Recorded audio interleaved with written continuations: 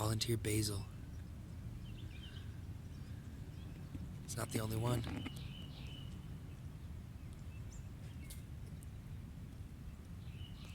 Yeah.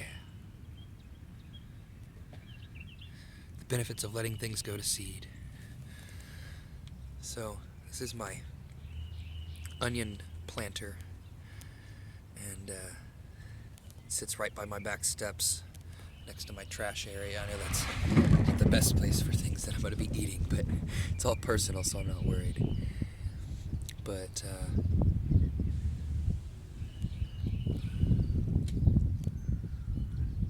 I think those are sunflowers, but I didn't put them there. I might have accidentally left a head there or something, sunflower head, but I don't know, they could be something else. They kind of look like sunflowers, so don't quote me on it. I'm still learning. But let me know if you know what those are. Get a good look at them.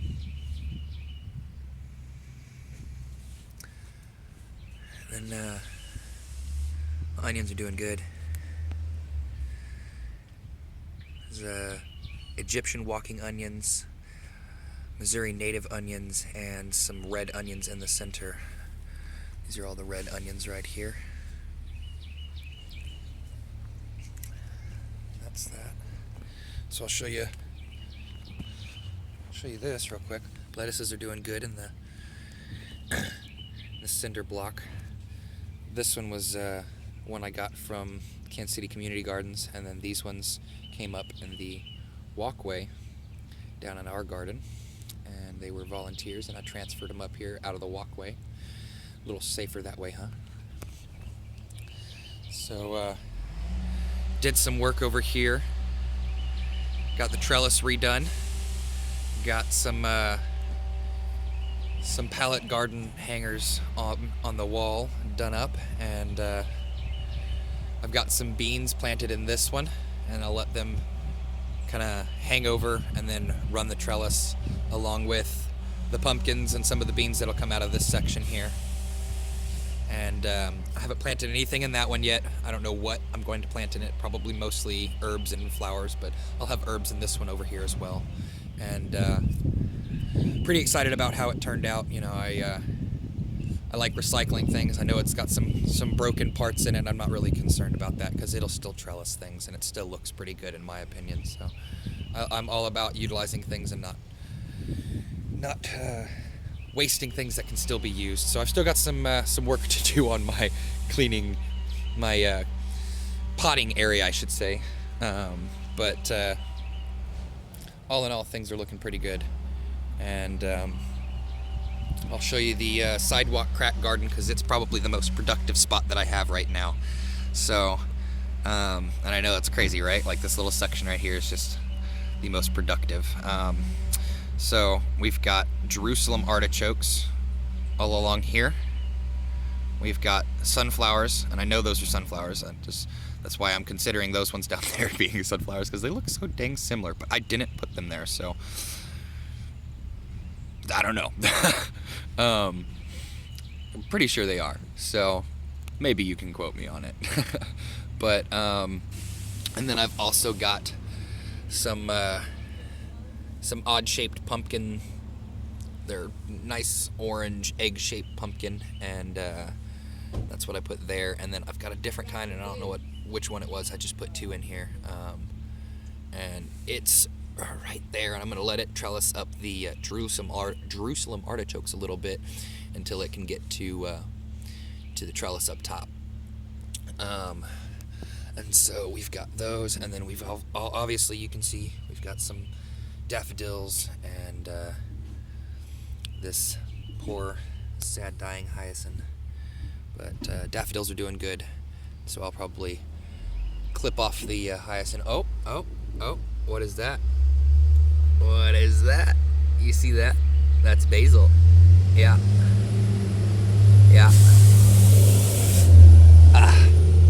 I love volunteer stuff.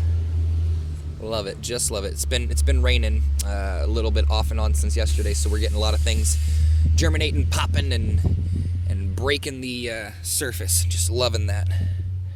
Just love it. It's so exciting. Here's another one. Look at that. Would you look at that? Here's another one. I didn't even put basil over here. You know where that came from? I know where it came from. It came from my planters last year. See, I had that one. I had 9 different kinds of basil in it. And then I've still got 2 different kinds of basil.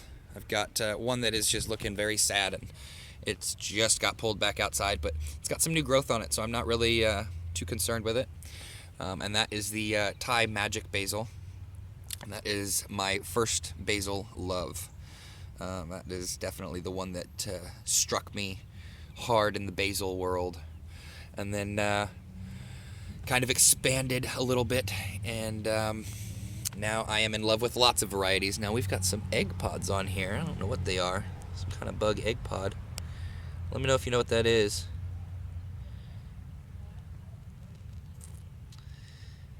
Yeah, I don't know, but I kind of let things be natural as I can. I don't really put too much pesticide stuff. So I did have a Nanking cherry in here, but it did not make it. I didn't get it in the ground soon enough. I'll probably put something else in here, but I've got some things going to seed in this section here. I've got, let me see, what did I put in here? Nasturtium and some Cosmo. No, not Cosmos. I don't remember. I put a few things in here yesterday. And hopefully it'll get some growth going on it. So this here is my Meyer lemon, and it's one of my 2 Meyer lemons. This one came by surprise. I had no idea it existed. It just popped up midsummer after I bought my Meyer lemon from Pink Pony Farms here in Kansas City area, and they had a couple of seeds in there, I guess, and this one decided to germinate late, and so I'm just letting it go. But man, I'll tell you what, it surprised me because it started branching out before I topped it, and I don't know if that was just because of this little spot here that you can see that it, like, I don't know, it kind of calloused over or something, and then just started pushing out. And then so yeah, I've got, you know, branching going on this tiny little sucker, and I'm just gonna let it be in here, you know, and he's gonna probably stay in this pot for a good while, and then I'll take you over here. So we got a little sunburn going on for our aloes, but I figured I'd aloe you guys to see it. I love that pun. Anyways, so a little bit of sunburn just for the transfer out, but everything's looking pretty good in my opinion. Nothing too damaging, and should be all right. They were pretty dang vibrant last week, but you know, you lose some color on a heavy transfer. Some people like the sunburn, and they actually do it intentionally. I'm not one that really enjoys it. I like the lush green, but it'll come back, so that's good for me. We've got some big old warrior ants on my other Meyer lemon, and they are just eating some of the sap off of there, which is fine for me. I'm not really concerned about that. That's part of nature. I'm sure they're probably enjoying it, as long as they don't damage my leaves too much. And so this is one I topped, but it hasn't split. It just sent out another main shoot, so I'll probably have to top it again, maybe. I don't know. We'll see. But that's what I've got left of my, you know, indoor plants that I moved outside. This is some stuff I have to replant. And then I've got my palm and my other... see, this is about how green everything was. I just pulled these out yesterday and put them in here. So everything was pretty green. And obviously you can see what a couple of days in the sun does. But I've still got some little pups down here I've got to get transplanted. And the last of the hyacinths, I believe, on the property right here. Last of the hyacinths. So we've got this pretty, it's a purple. And I can actually still smell it from here. It's freaking vibrant. Love it. We've got this beautiful pink. I just love it, and honestly, it looks better than the rest of them as it's starting to, get a little bit mushy, rotty. It turns this nice, darker pink, and just really pretty. And then we've got the yellow, and another yellow, and you see right in front of the yellow one there, we've got some kale, but right between them we have some volunteer sunflowers. Yeah, that's the beauty of using natural bird feed and having sunflowers already planted in your front yard. They just start to go a little bit wild, and yeah, so that's pretty exciting, right? So we got lots of kale. This is my personal kale crops. I mean, I've got some more kale in back too, but and also we will have some cabbage over here, and hopefully it starts really blowing up. Hostas are doing nice. Our looks like we've got some core damage. Somebody might have stepped on that. I have people step through my garden on a regular basis, and that's just, I've got to get rails on my walkway built, but you win some, you lose some. I don't know how that would have happened. Maybe, I don't know, that's upsetting, but was doing good, hopefully still does okay, but that is my tiger lily, and it's upsetting, but we're getting some blooms on our iris flags, bearded irises. I love calling them flags because they're leaf. It's actually the first name I was ever told, and it's just because that's what they are most of the year, and not many people call them that, so I like to keep it going. But getting some blooms on the bearded irises, and I've got lots of different bearded irises, different colors and things. I mean, obviously this whole section here is just chock full of different ones, but I've got some more out in the yard as well. Pretty exciting. We're finally getting our first native columbine blooms, and this is the biggest this plant has ever been for me. Really excited, and it's because I've opened up more light access to it than it's ever had. We've been taking down this tree slowly over the last 2 years, and then this tree's not much of a big difference light-wise, but it will also open up a little bit of that for it, and also decreases that, acidic drop. So got some more hostas doing really good. Love my hostas. Still got some things I gotta plant in my my tower bricks, but I've got in this one some more of that pumpkin, because I've just got so much of that pumpkin. I'm just gonna spread it everywhere and let it do its thing. And our Japanese maple is doing very nicely. It's the fullest it's ever been. It's got a nice reach on it. It's very vibrant. Just love it. I'll try and show you Dad's too. It's this one's 3 years old. Dad's is 1 year. Planted it last year. We're also getting some blooms on this one. This is the first year I've ever got blooms on this one, and I've had it for 3 years. Can you believe that? I know, right? It's because I transferred it from an area it was not getting the proper amount of nutrients and light. It was too close to the pine over there, which I'm going to have to transfer one more out of that little corner, potentially. But I won't do that until I thin my flags out. It's not dying. It's just not doing well with all the acidic soil, maybe. I don't know. But this one's doing so much better with the access to light and a little further away from the pine, I think. Or the, not pine, but the cedar. Cedar. But this one ought to be really pretty. It's like a small bell, and it's purplish bloom, or purple bluish bloom. Really cool.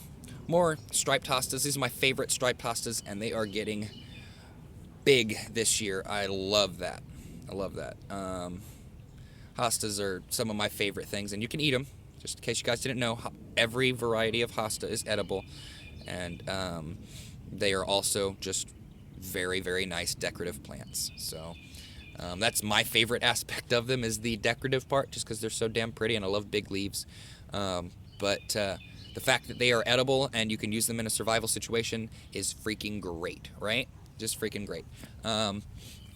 Here is our other tiger lilies, and we've got one more set, and they're just doing great, huh? I'm gonna have to thin these ones out this year. Yeah, it'd be a first for me. I've never thinned any kind of lily before. These ones went in the first year I moved here, and this garden was the first bed that I put in, very first bed. So this is some of the first stuff that I ever really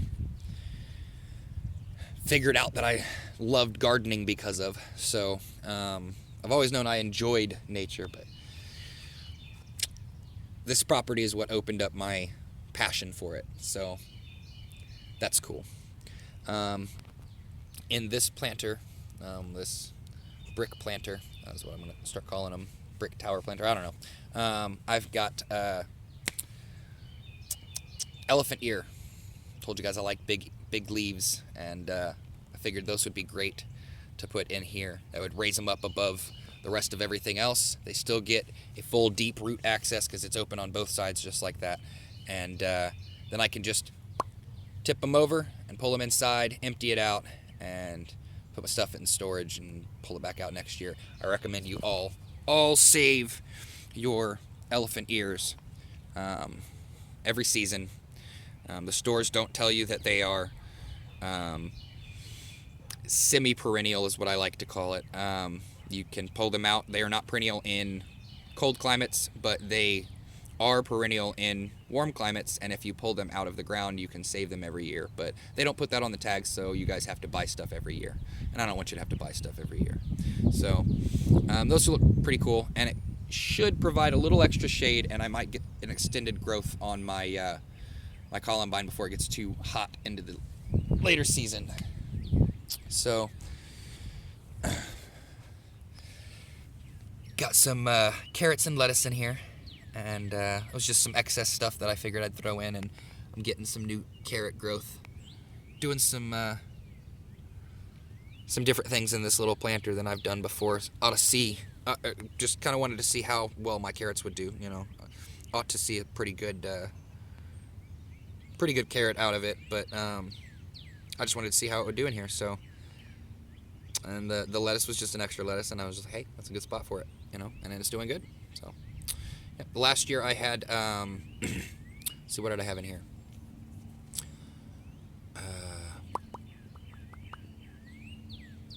Marigolds. That's what I had in here. Marigolds. And they did pretty good.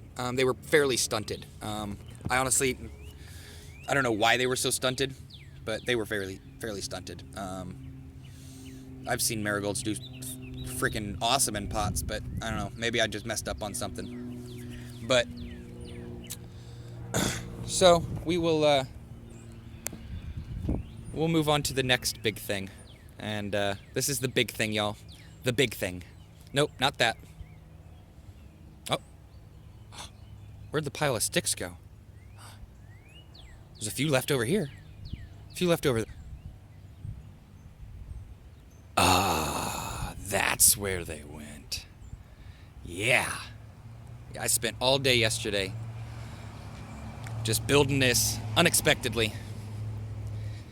And I just love it. This is my grape and pumpkin archway trellis. And it's not finished. I've still got some big gap areas that I've got to fill in, and then I'm going to wrap every joint connection point with either some rope or something that'll look really cool. I haven't exactly decided what material I'm going to use to wrap the joints, but every joint area will get wrapped, and yeah, so I'm pretty excited. It's pretty sturdy. Should hold a good bit of weight, and we're gonna have some pretty big pumpkins. Not the biggest pumpkins, but we're gonna have some big pumpkins growing on it. So keep in touch, keep checking on us, because this year's going to be a really big year for the food forest. It's the first year for the food forest, and that's always a big year when planting anything is the first year, right? But it's going to get bigger and bigger as time goes on, and you know, if I'm starting this big, it's just going to get even bigger. It's going to get even better. So I hope you guys enjoy this update. If you have any questions about what I'm doing, what my goals are, please comment. Contact me on Facebook. If you enjoy this update, give me a like and a share. Subscribe. I love you guys. Blessings. One love. Peace.